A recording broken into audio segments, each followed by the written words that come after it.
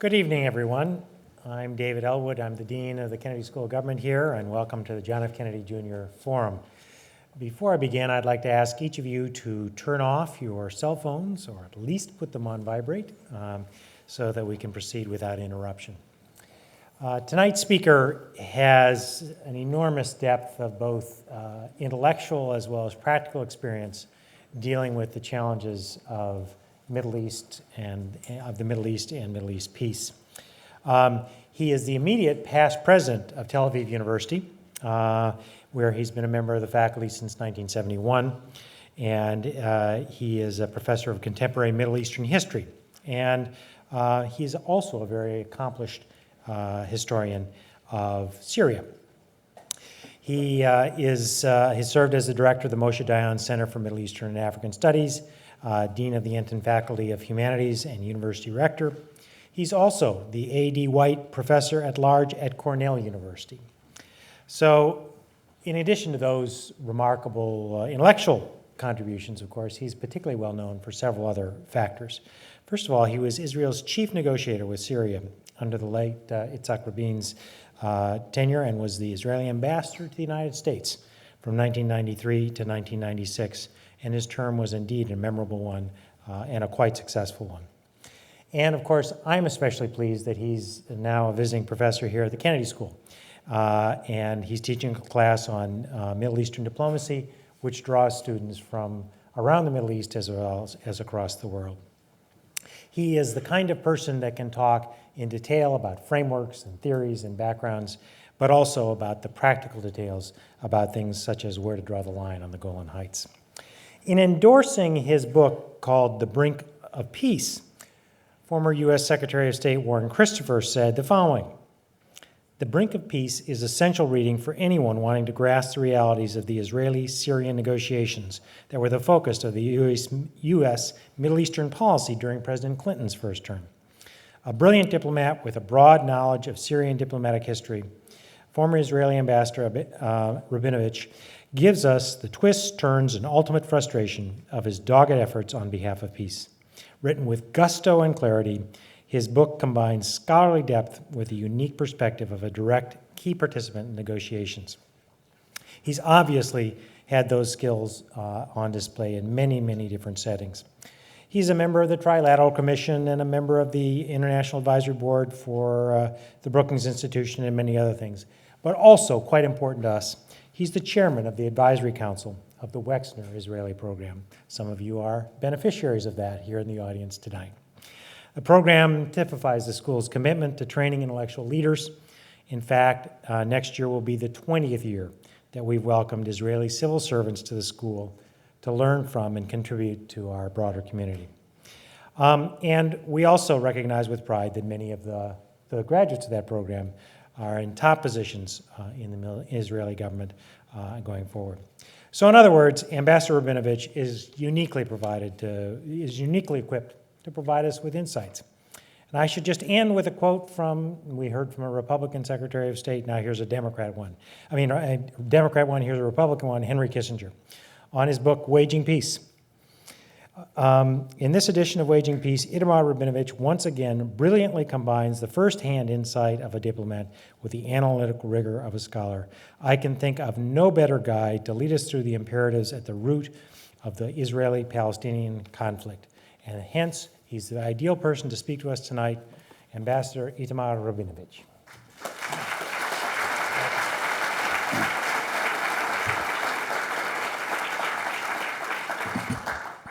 Thank you very much, Dean Elwood. It's an excellent opportunity to thank you and the school for hospitality and for providing me with an opportunity to teach the most extraordinary class I've taught in a long academic career. I'd like to recognize the Consul General of Israel, the Consul in the Consulate, and my students who are here in the audience, who have been partners in a very exciting 7 weeks for me in teaching that class here. Tonight, I'd like to depart from the strictly academic posture that we take in the class and try to get into the shoes of Israeli policymakers, decision makers, and look at the Middle East from their perspective. and look at the agenda that they have chosen in recent years and are likely to choose, in my mind, in the coming month. When we say the Middle East, we have to qualify. It's an ever-changing, dynamic part of the world, and the Middle East of today is different from that of 15 years ago and 30 years ago. 30 years ago, if you said the Middle East, you would not necessarily have thought about Turkey and Iran. Turkey was looking towards Europe. Iran was, under the Shah, was considered to be on the margins of the region, not particularly interested in the Middle East, having a much broader interest of a former empire. Today, Iran is very deeply immersed in the affairs of the region. Turkey, rebuffed so far by Europe, unhappy with the United States, under second term of an Islamist government, is much more of a Middle Eastern actor than it was 30 years ago. The United States, unfortunately, has a weak hand in the Middle East.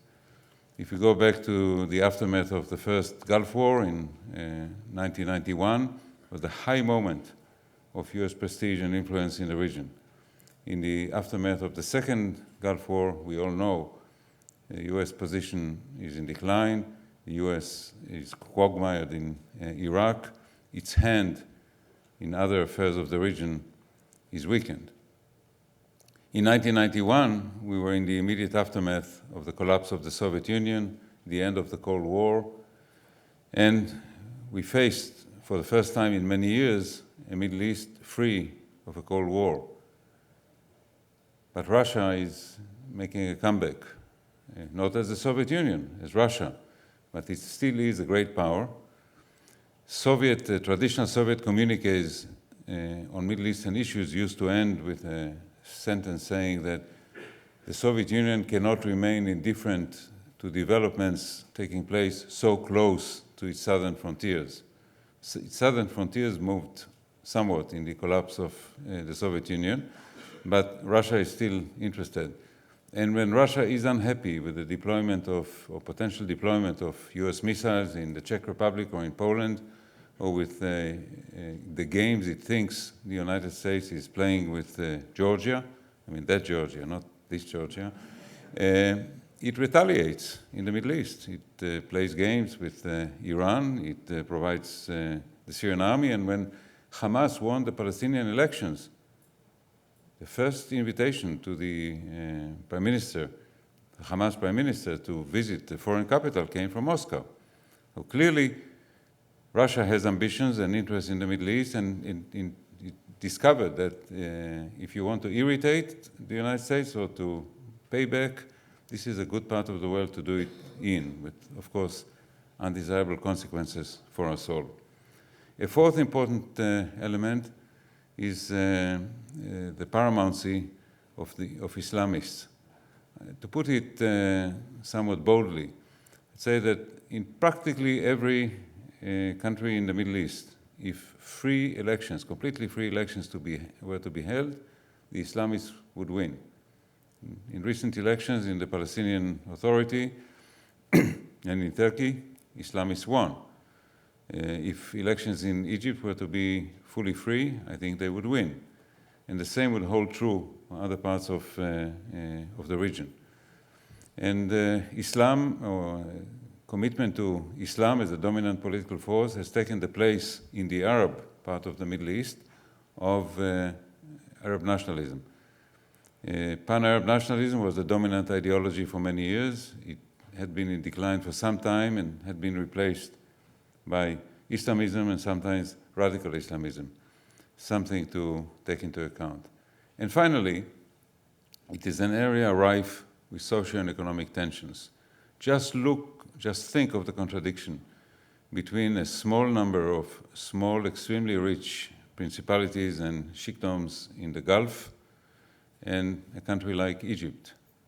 The per capita income in Dubai or Abu Dhabi, the investments that can be made in these countries, the galloping economic development in these countries, the establishment of branches of American universities and of the Louvre Museum in Qatar, and the poverty in which people in Cairo live, think of the fact that there are 220 million people in the Arab world today, that more than half of them are young, that there will be 300 million in short order, and the economies of the Middle East are not positioned to provide all these young persons when they reach adulthood with employment, certainly with remuneration, adequate remuneration for employment. When a taxi driver you ride with in Cairo tells you that actually he's a major in the Egyptian army that has to drive a taxi in the evening to make up for a very small salary, you understand the potential of violent radical change that could take place in many Middle Eastern countries. So that also has to be taken into account. So now that I've said something about the Middle East, let me say something about the timeline. And I'd like to begin briefly in 1991. We had 9 years of the most ambitious effort ever to resolve the Arab-Israeli conflict, launched by the Bush administration and then adopted by the Clinton administration. This was a sustained, most ambitious, and in many respects the most successful effort to resolve a conflict that has been with us in full-fledged form since 1948. It collapsed in 2000. First the Syrian track of it, and then the Palestinian track with the Camp David conference in July 2000, followed by the outbreak of what is known as the Second Intifada. But these were not entirely wasted 9 years. There are some peace agreements with Jordan, semi-peace agreements with other countries, still mutual recognition between Israel and Palestinian nationalism, the pervasive sense or perception in Israel that Israel wants a two-state solution, that the idea of a Palestinian state is not just no more an anathema, but actually something that about 70% of Israelis in public opinion polls accept as desirable from their own point of view. Syria, the track I ran for some time, ended without an agreement, but we do know what the shape of a Syrian-Israeli agreement would look like. My book is called On the Brink of Peace. We were there, we did not cross the brink, but we know what it looks like from the brink. So this was not wasted, but it collapsed. And it was replaced by a very unsavory period known as the Second Intifada. I prefer to call Palestinian-Israeli war of attrition. Lasted more than 3 years. It was violent, very unpleasant, with very negative results for both sides. And at the end of that period came a phase that we call unilateralism, led by Prime Minister Ariel Sharon, not just by him, a sense that if there was no party on the other side for an acceptable agreement, we Israelis should take our fate in our own hands and take unilateral action. This was not a simple matter for a man like Ariel Sharon, who was for many years the leader of the radical right, the man who put settlements in the West Bank and Gaza Strip in order to preempt the notion of a settlement between Israel and the Palestinians, to make a compromise unfeasible. When he finally reached the inner sanctum of Israeli politics and became prime minister, he understood that Israel could no longer pay the wages of occupation. And he even used that word occupation. These were no longer liberated territories. It became, for Ariel Sharon, occupied territories. And he spoke about the fact that Israel could not afford the price of occupation, and certainly could not contend in the long range with the consequences, the demographic consequences of holding on to the whole West Bank and the Gaza Strip. Demography proved to be more important than geography, and he understood, like so many other Israelis, that if Israel were to hold on to the populated areas of the West Bank and Gaza, then in 10, 15 years, it would cease to be either Jewish or democratic.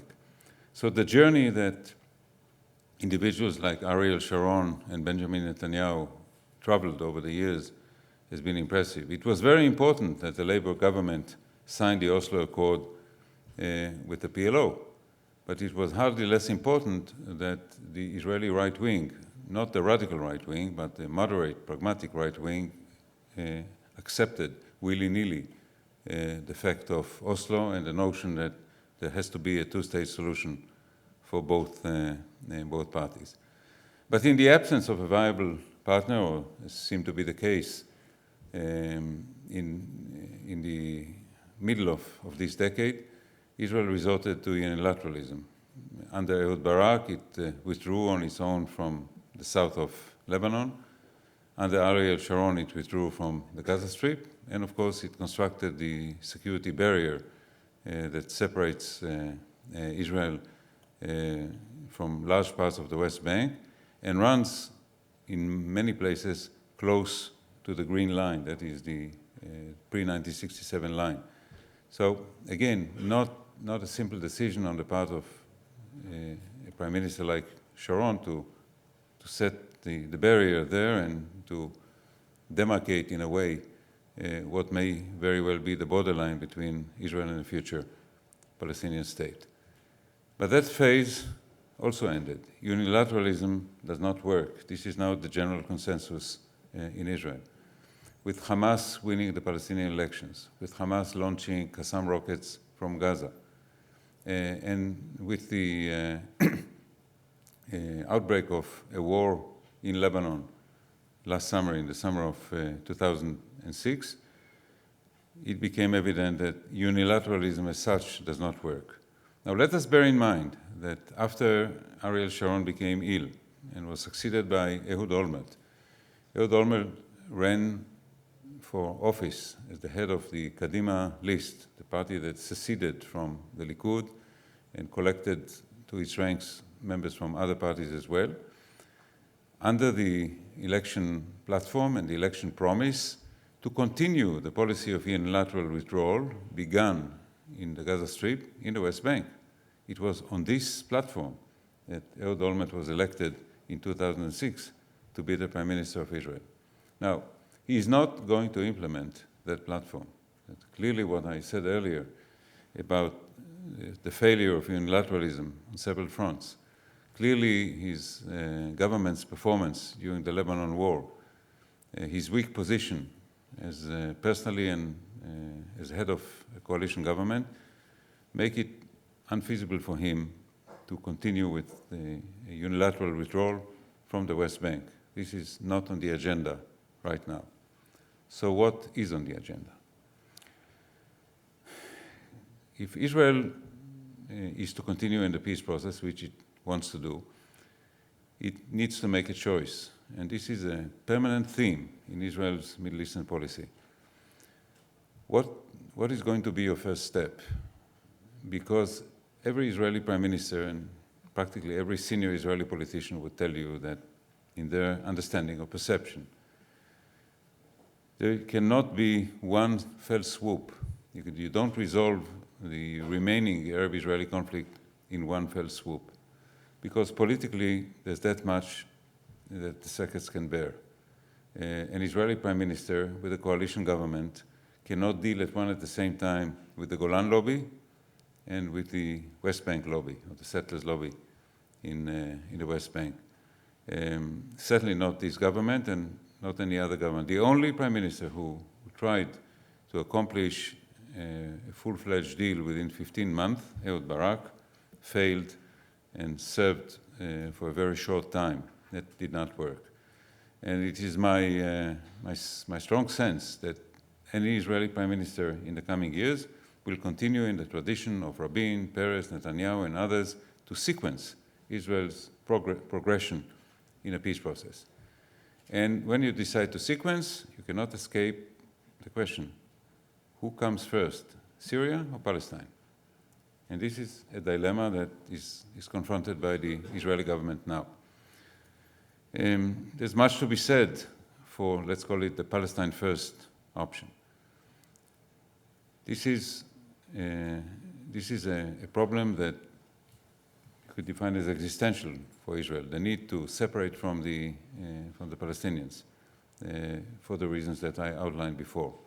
It's more urgent than the problem of living alongside another state with a territorial conflict over the Golan Heights. Syria is a state. It is very unhappy with the fact that the Golan Heights is still in Israeli hands, but it can behave with Israel according to the rules of the game that states are familiar with and know how to follow. It's not the case with the Palestinians, where we have a national conflict, a communal conflict, a conflict that is often waged on the most visceral of levels. So it's a more urgent issue for Israel to resolve. It is also an issue that is more important for the rest of the Arab world. If we were free to conduct a survey of Arab decision makers, Egypt, Saudi Arabia, Jordan, the Gulf, North Africa, ask them what's more important for you, for Israel to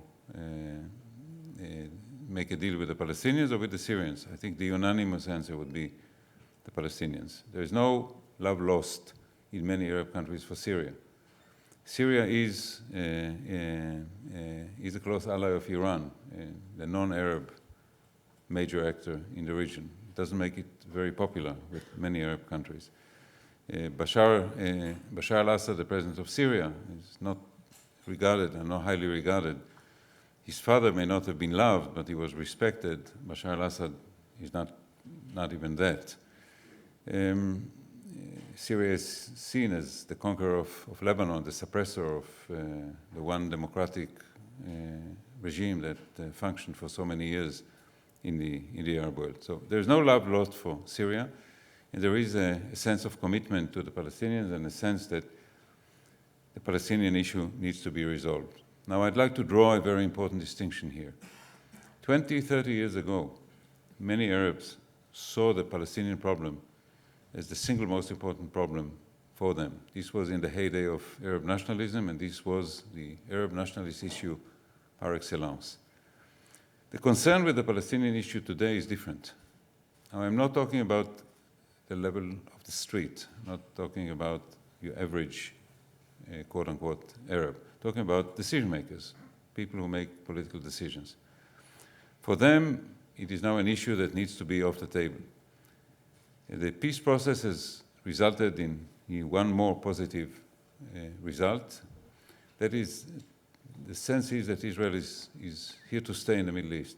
There's no necessarily great love for Israel. There's no acceptance maybe of the legitimacy of Israel as a Jewish state, but there is an acceptance of the durability and legitimacy of the state of Israel. Peace agreements with 2 Arab countries, recognition by the Palestinians themselves in Oslo, and semi-diplomatic relations with several Arab countries. The sense is that the issue is close to being resolved, should be resolved, and the Arab world should move on to deal with other issues. And if you talk to people in Saudi Arabia or in Jordan or in Egypt and ask them what is the most pressing issue on your mind, they would say the Iranian challenge. King Abdullah of Jordan spoke about, quote-unquote, the Shia crescent. I personally don't think that there is a Shia crescent in reality, but there is a Shia crescent in the mind of many Sunni Arabs. Shia crescent would mean that a line takes you from Iran through Iraq, through Syria to Lebanon. Looks like a crescent. And there is a sense by Jordanians, Saudis, and others that this is a challenge or a threat to them. And they think that they need to deal with that challenge, that the Palestinian issue is a problem that obfuscates the horizon, and it's time that Israel help them move this off the table and move on. It's a very different view of the Palestinian problem as compared to 20, 30 years ago. And the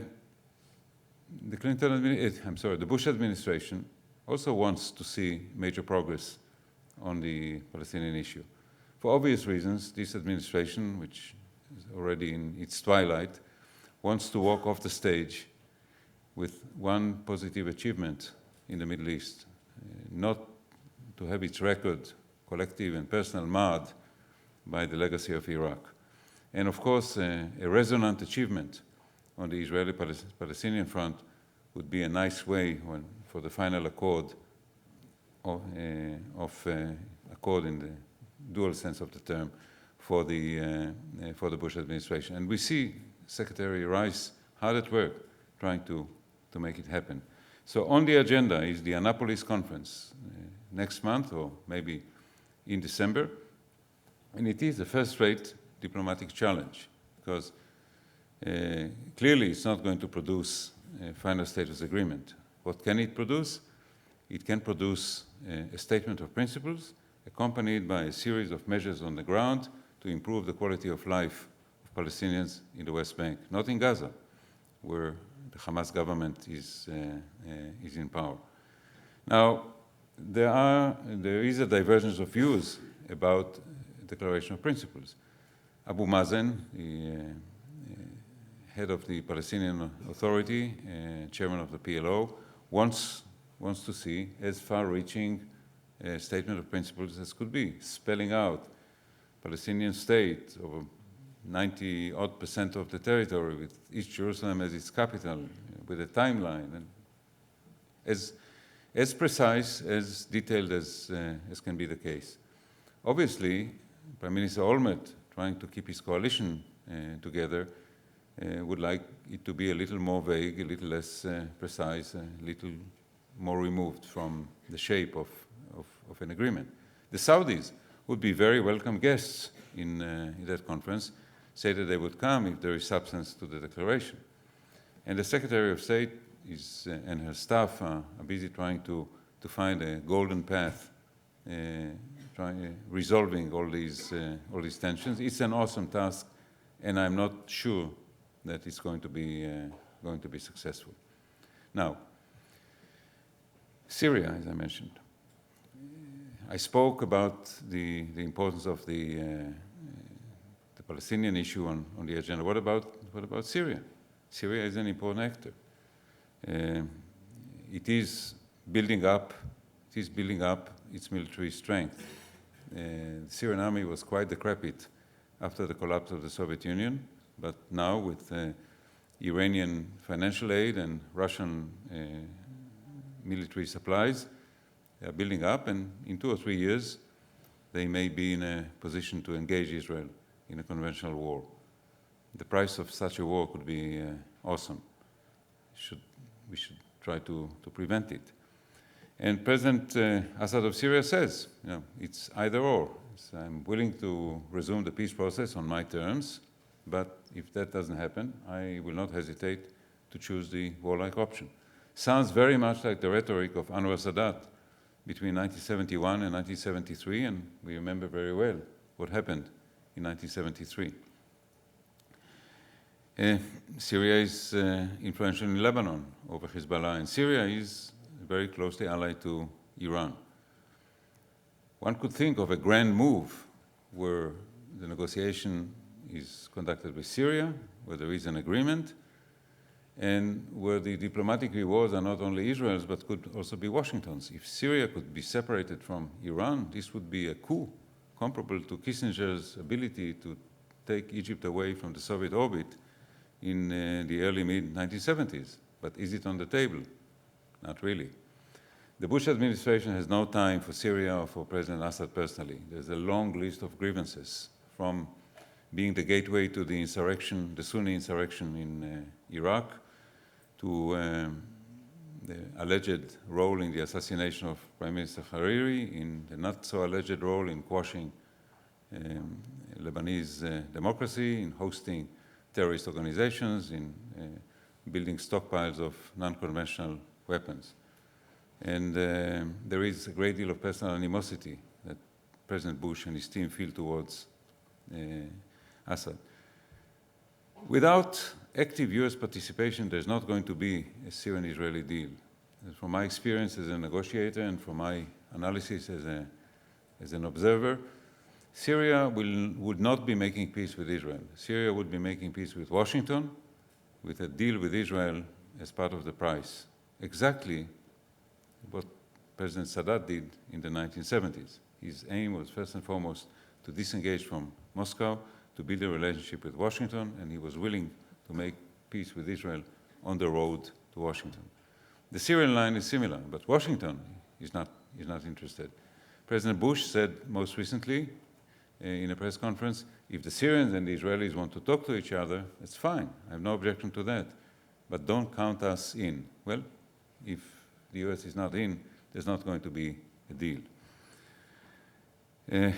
What about other options?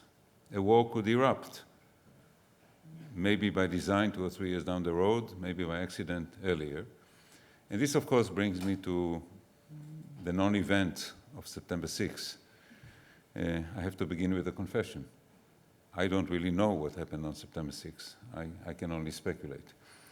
And I speculate that what the New York Times told us a few days ago is quite correct, that Israel took out a budding nuclear reactor being built at the early stages with North Korean help.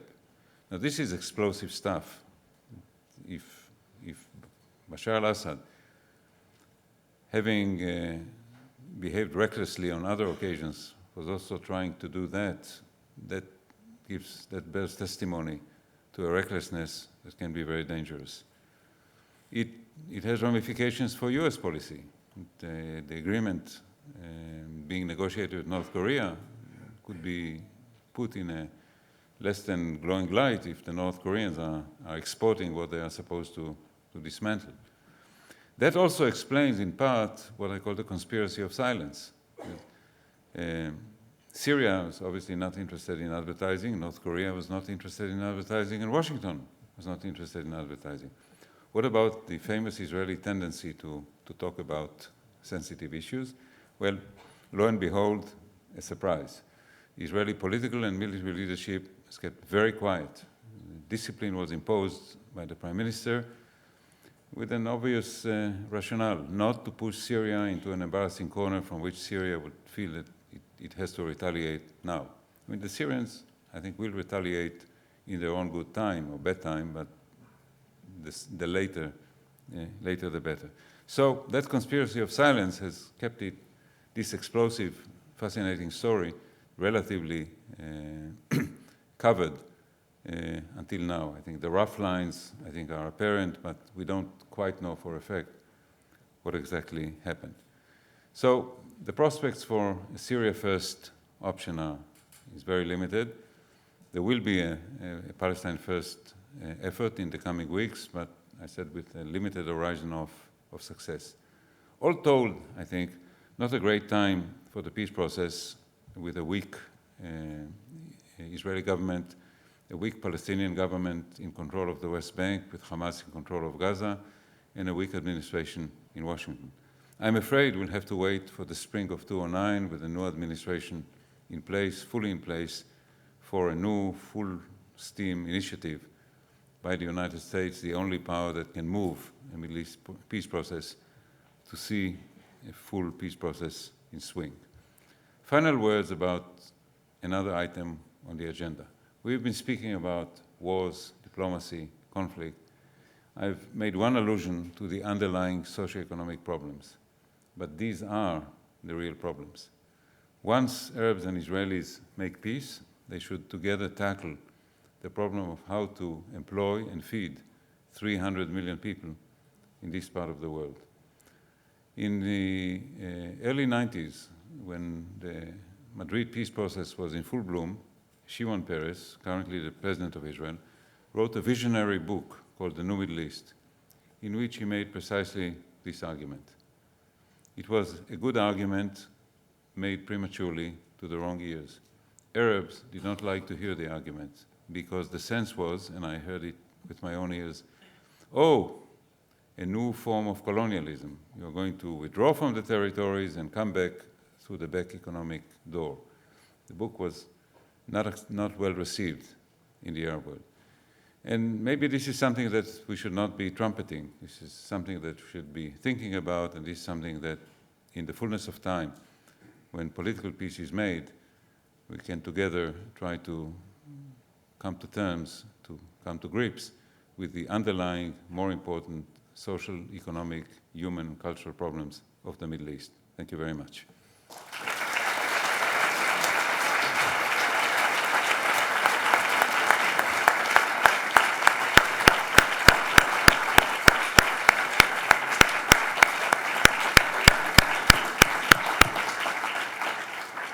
All right, we have time for questions as we always do. There are microphones in 4 locations. One is right here, a second one is right up there, a third one is there, and a fourth one is down here. And I'll just rotate around, so rather than stand in long lines at one microphone, go to a short line somewhere else.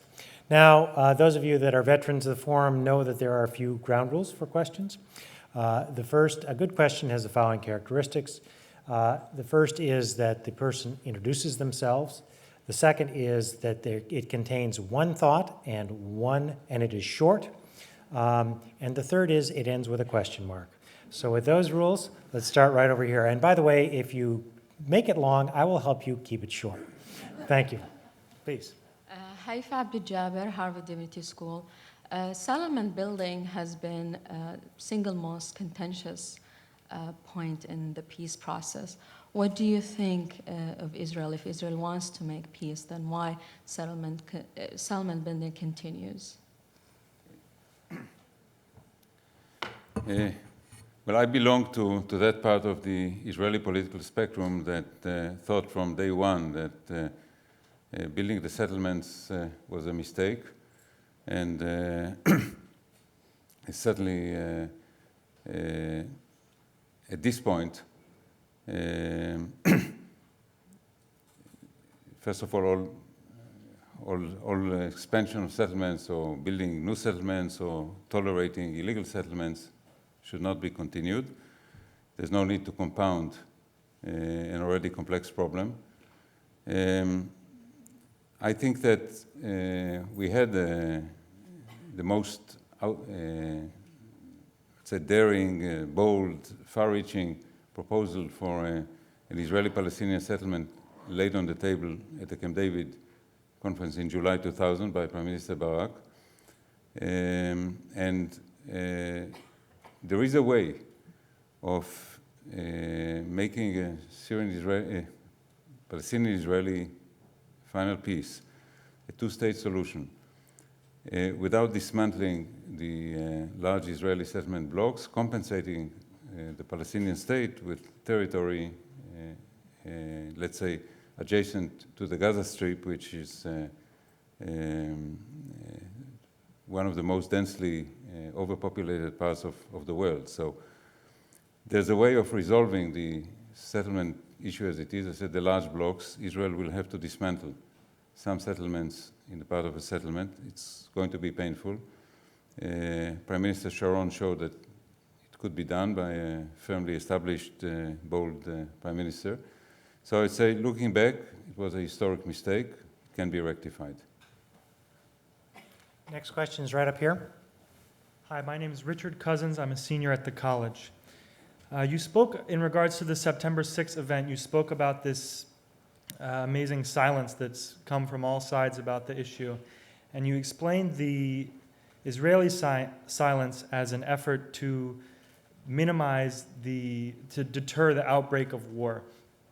But how would you take into account the argument that has been reported in the Bush administration between Condoleezza Rice on one hand and Vice President Cheney on the other, between a more hawkish versus a more diplomatic approach to the issue? In other words, what reason does, if there is this nuclear reactor, what reason does Condoleezza Rice have to be cautious? This is a press report, and I know that we have some working press here, and I'll be the last person to take on the press. But let's say that not everything that is reported is always necessarily true. So I don't know that the report of this rift in the administration is necessarily precise, and I could think of many good reasons for X or Y to leak a story that may not be precise. So I can't make a speculation based on something that I'm not certain of. But since you raised the issue, let me add another consideration for the Israeli silence. This would be the second time that Israel takes out a nuclear reactor in an Arab country. The first was Iraq in Iraq in May 1981 under Prime Minister Menachem Begin. Menachem Begin could have chosen the same policy of not saying anything, and it would have been left to speculation as to what were the mysterious jets that appeared from somewhere and destroyed Osirak. But he chose to take credit for it, and the main reason was that he was on the eve of a very difficult election, and this spectacular raid helped him be re-elected a few weeks later in 1981. But the diplomatic price exacted from Israel for that raid was very high. So a secondary consideration for the Olmert government not to take any credit for that action, in addition to not willing to or not choosing to embarrass Syria, was a lesson learned in May 1981, a decision that if you don't announce anything and the other side doesn't complain, there's no diplomatic penalty. Next question is right up here. My name is Simon Wilson. I'm a Nieman Journalism Fellow at Harvard. For the past 6 years, I was the Bureau Chief for the BBC News in the Middle East, based in Jerusalem, and I thought your painting your picture of where we are was extremely accurate. I wish I'd had the chance to speak to people with such vision whilst I was there. My question is specifically about Hamas, and I spent a lot of time during my time there trying to figure out where Hamas is going as an organization. And it seems to me that there is certainly, although there are splits in the organization, there is a pragmatic, quotes, more moderate wing of the organization, which is certainly willing to consider some kind of at least long-term ceasefire with Israel. And so my question is, would you agree with that there is a wing of Hamas that is like that? And how would you assess the possibility of any Israeli administration being able to reach any sort of agreement with Hamas, particularly until they change their kind of fundamental principles about the existence of Israel? I certainly agree with the premise of the question. First of all, there is a more moderate faction in Hamas. Second, there are pragmatic streaks in Islamic political thought.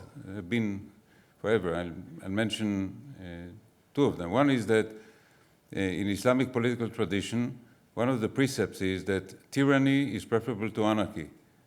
And therefore Muslims are actually encouraged to comply even with a tyrannical government rather than fall into civil war and anarchy. Also, Muslims can tolerate, cannot legitimize, but tolerate living under a non-Muslim government. It was the case in India for many years and other parts of the Islamic world. So these pragmatic streaks are there. Now, the challenge in policy-making diplomacy is how to operationalize the pragmatic streaks. Now, you alluded to the fact that in Islamic political tradition, there is a notion of a hudna. It's a long-term ceasefire with the enemy. And in some respects, let's say, Hamas hudna and an Israeli long-term interim agreement may be compatible. I say long-term interim agreement because you can only have final status agreement if you have full recognition of Israel on the other side. It's difficult for me to see even a pragmatic wing of Hamas actually granting Israel recognition, because it's very difficult for a fundamentalist Muslim to accept non-Muslim sovereignty over what used to be a Muslim land, and certainly holy land, such as Palestine, land of Israel.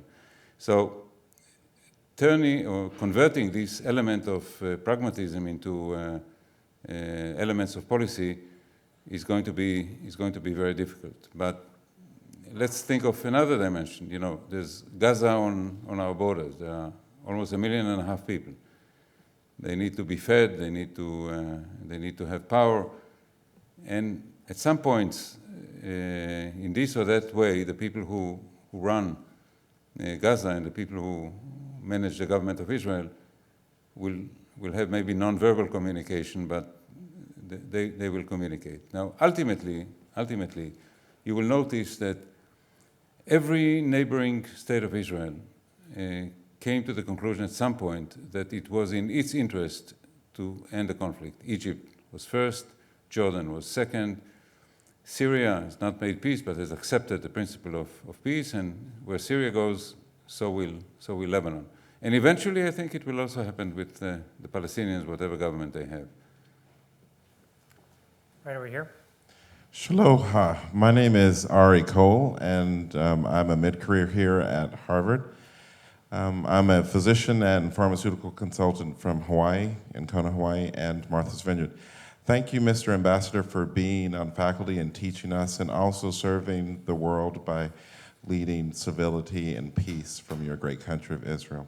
My question has to deal with President Putin. My professor, that's a mentor and a great teacher here at Harvard, a presidential advisor, Professor Gergen, talked about this in our course last semester. Putin is a strong Soviet-styled leader that's doing great things for his country. He recently came back from Iran, talking about several things. Number one, resources and mineral rights and things in the Persian area, and also about the US and intervening in Iran.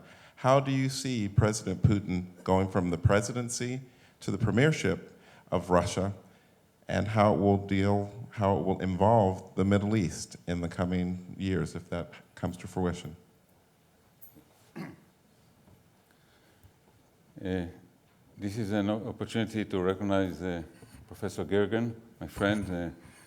We first met on a Clinton visit to Israel. We shared a car from the airport to Jerusalem and have been friends ever since. I'm not particularly an expert on Russia, but you subsumed in your question as a given that Putin is going to remain in power, not as president, as prime minister, and this, of course, is the 64,000 ruble question in Moscow. What rabbit is going to be pulled out of any hat in order to perpetuate Putin's power? So I sense that this may be the intention. I don't quite know how it will be done. But the important point, I think, something I made mention of and you reinforced, Putin is determined to restore Russia to the position of a great power. After years of humiliation, decline of the Soviet Union, there is a desire to vindicate Russia's position. There is a sense of interest in the Middle East, and definitely a willingness to play the role of the spoiler, be it in the Iranian context or being in the Syrian context, Palestinian context. But I'd like to emphasize one point. Actually, Russian-Israeli relations are quite good. That whatever other qualities Putin has, he can compartmentalize his contacts. So he can send weapon systems to your enemy, but he can be very nice to you. He has, interestingly, he also thinks that he has a constituency in Israel. There's more than 1 million Israeli citizens who either emigrated from or were born in or Soviet Union or Russia, or to parents who came from there, who speak the language, who relish the culture and keep it. There are several television channels in Israel in Russian. There's music, there's theater, and when Putin looks strategically at the world, he looks at the Jewish community, Russian Jewish community in Germany. It's a very significant one. At the Russian Jewish community in the United States, and at the Russian-speaking Israelis. And he sees them also as a strategic asset for Russia. But there's open dialogue between the two countries, trade relations, cultural relations. So unlike, let's say, tensions during Soviet time, the bilateral relationship, despite everything that I said, is quite good. Right over here. Good evening, Mr. Ambassador. My name is Matt Cavadon. I'm a freshman at the college. Thank you very much for coming to speak tonight. My question is this: what is the best way for the United States and Israel to support the transition back to democracy and the rule of law in the Gaza Strip?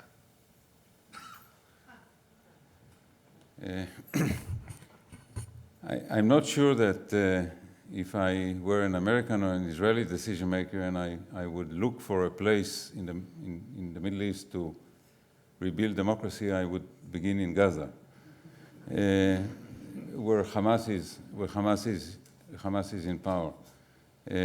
I would certainly reinforce my defense of the one lamely functioning democracy in Lebanon, and I would look at countries that have a parliamentary tradition and a civil society like Egypt, where things, democracy could be beefed up. But let me say something paradoxical about democracy among the Palestinians.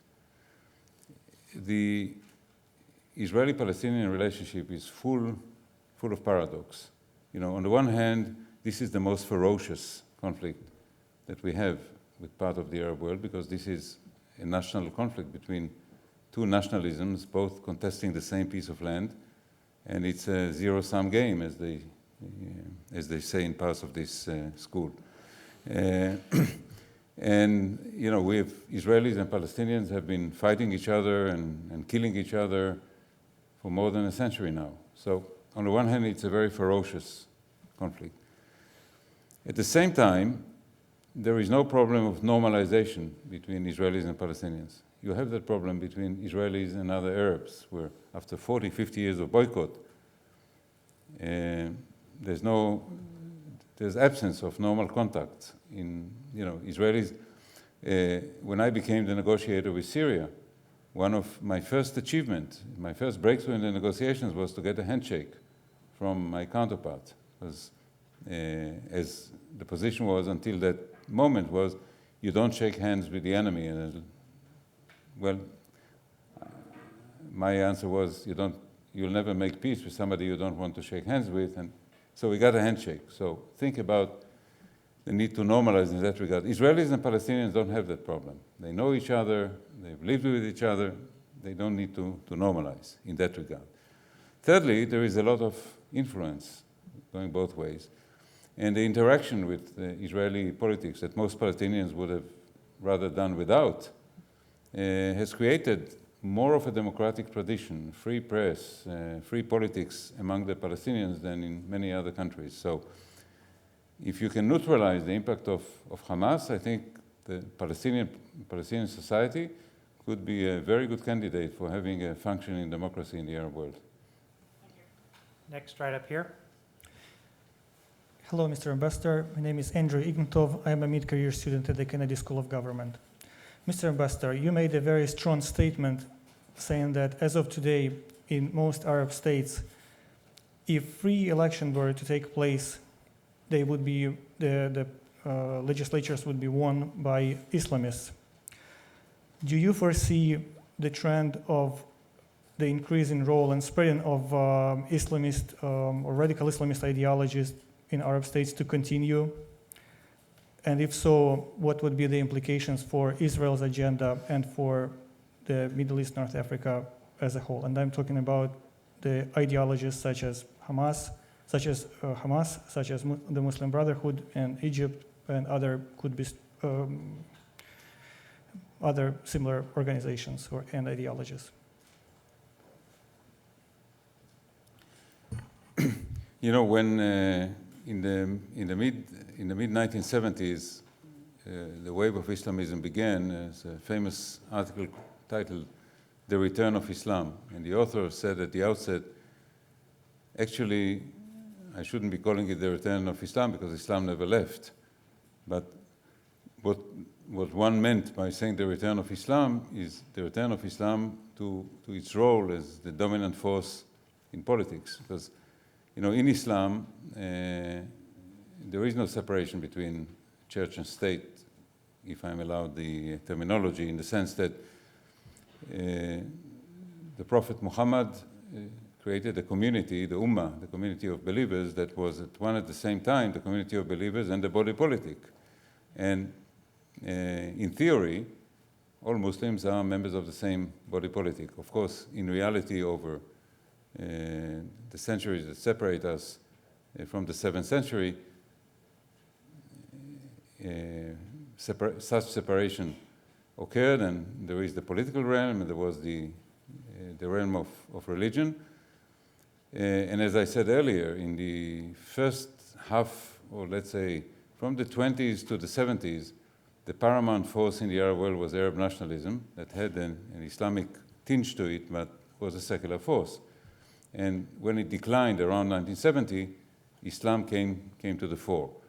Now, it is my sense that, like every other phenomenon in history, this phenomenon has its time limits, and that at some point the paramountcy of Islam will be replaced by other forces. And in those countries where you have an Islamist regime, at some point there will be a reaction. I cannot tell you how long it will take, but and sometimes, you know, the historian's perspective is certainly not the politicians or the decision makers' perspective. I can philosophize about the waning of Islamism in 20 years, and a political decision maker will tell me, for me, Monday is a long range. So that's one of the paradoxes of politics. Okay, right up here. Hi, my name is Emily. I'm a freshman here. Thank you for coming to speak tonight. My question is, in looking at the history of Israeli-Arab conflict and trying to form peace in the region, would you say there has been an equal willingness to negotiate and make concessions on both sides, or what are the differences that you see? The difficulty in responding to the question is that it's not two sides. It's on the one side Israel, and on the other hand, a large number of states. So it's difficult to generalize. But I would say that the answer would be yes. Yes, in the 1990s, the Israeli leadership, 4 successive prime ministers were committed to making peace. And it's a significant number of Arab governments, rulers, decision makers were committed to the same. On both sides, you also found an opposition. The radical right wing in Israel assassinated Prime Minister Rabin for being the peacemaker, and what the Arabs, in their own terminology, called the rejectionists on the other side, who rejected the peace option. But the brief answer to your question is yes. I can find a willingness or a commitment on both sides, among many, to make peace and put an end to the conflict and move on with the real agenda. I'm afraid we have time for only 2 more questions. First. Mr. Ambassador, my name's Gordon Robison. I'm a mid-career student here at the Kennedy School, and in the interest of full disclosure, I am also a columnist for Gulf News, a daily newspaper published in Dubai. One of the most common criticisms over the years of the Camp David meeting in the summer of 2000 is that it was ill-prepared and that the Americans brought the Israelis and Palestinians to Camp David more to serve the Clinton administration's political agenda than to bring together willing parties, and that in retrospect, that made things worse. Do you think there is a possibility that we could see the same thing emerge from the planned summit in November? I have to say that I do not share the premise of the question. The Camp David conference of 2000 was not convened at the behest of President Clinton looking for a dramatic achievement to conclude his second term. The major pushing force behind the conference was Prime Minister Ehud Barak of Israel, who actually, I would say, exerted pressure, but certainly tried to push President Clinton, who maybe did not need a lot of pushing, to convene the conference. The party that did not want to come was Yasser Arafat, for a very simple reason. He was not interested in making a deal with an outgoing president. Rule number 1 for Middle Eastern rulers: when you make deals, you make them with an incoming president, not with an outgoing president. So I personally think that Camp David was ill-prepared and actually stillborn. It was doomed to fail when it was convened. Now, I think that Annapolis is not a Camp David. I think the expectations are much lower because if you define your purpose modestly enough, you are quite likely to be successful. I think if the parties are ready to walk away with a modest achievement, it could work, but there is no real expectation on the part of anyone that this is going to be the equivalent of a Camp David. And this will be our last question right here. Hello, my name is Sarah. I'm a sophomore at the college. Of course, the issues of Israel and the Middle East are of great importance to us in the United States, and so I'd appreciate if you'd humor me with a more domestically sided question. And that's, do you believe that the Bush administration dropped the ball on the Middle East peace process?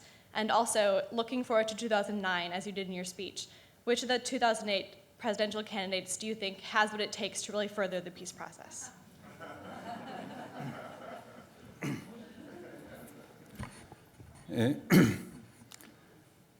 The first part of the question, the Bush administration coming in wanted to walk away from the peace process.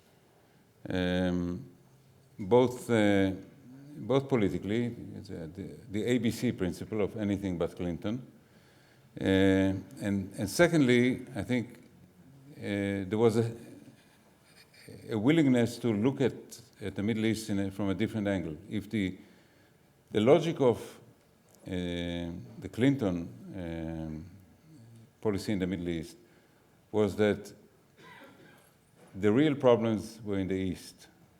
One had to deal with the challenge posed by Iran and by Iraq, and in order to do that effectively, you wanted to start by sorting out the relationship between Israel and her neighbors and then move on to the bigger problems. The thinking, particularly of the neocon strategists of the Bush administration, was, well, we actually have to turn it upside down. Since Clinton spent so many efforts unsuccessfully with the Israelis, Syrians, and Palestinians, we are going to reverse the trend, and we will begin in the East. We'll deal with Iran and Iraq, and then after we sort that out, we'll come back to the center of the Middle East, equipped with our achievements in the East. Well, that didn't quite work out. And actually, President Bush found himself early on more engaged, not so much on the Syrian track, but on the Israeli-Palestinian track because of the Second Intifada, whatever his original intentions were. Now, you asked me about presidential candidates, and I think it may be nice to end this with a traditional Jewish joke. There was a couple who hosted a guest, and this was a lingering guest, and he stayed a day and a week and 2 weeks, and they didn't quite know how to get rid of him. So the husband said to the wife, you know what, we'll stage a family feud, and then we'll ask him to take sides, and whatever side he takes, the other one chases him out. So they staged the family feud, and then the husband turns to him and said, so, who do you think is right? And he said, listen, since I plan on staying here a long, long time, I'm not going to take sides. Thank you.